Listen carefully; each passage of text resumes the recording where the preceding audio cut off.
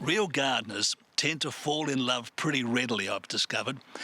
Firstly, you've got the generalists, those that like a broad range of plants, such as myself. I've got a list of favourites a mile long. And then are the specialists. Now, this garden has 150 different varieties of camellias, so it's pretty clear which way that's going.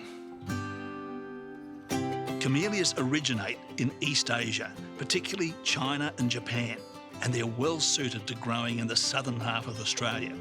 So what do these slow-growing small trees or large shrubs bring to our gardens? Essentially, winter to early spring flowering.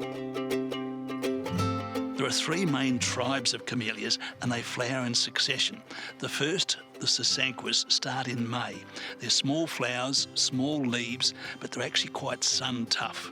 Then there's the more dramatic japonicas over my right shoulder. Now, these have got medium to large flowers, beautiful colours, and they start flowering in June and go right through to September. And lastly, the big ones, the reticulatas. These are very dramatic flowers, large and really very showy. And they start in late spring and go through to October. The curious thing about both azaleas and camellias is that they make one giant growth spurt. And that happens as soon as the flowers start to fall and goes into early summer. So it's important that you apply your fertilisers just at the end of the flowering season.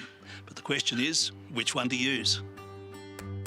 This Aussie biological formulation has a slightly acid reaction, which is needed by camellias, azaleas, and even roses in order to effectively uptake the nutrients.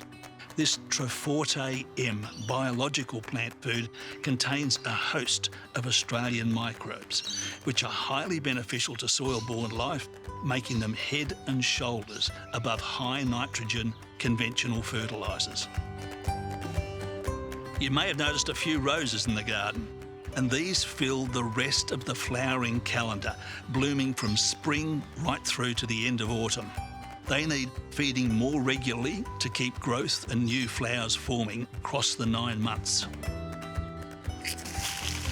This is a controlled release formulation, and with roses, you need to apply it every 3 months from September all the way through to March. And the quantity, 6 of these cupfuls will cover a square metre, and that's what you'd need for a plant of this size, and the same goes for camellias.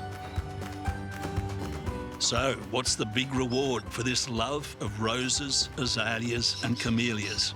12 months of exquisite flowers that you can admire on a daily basis and even pick to bring the colour and magic indoors.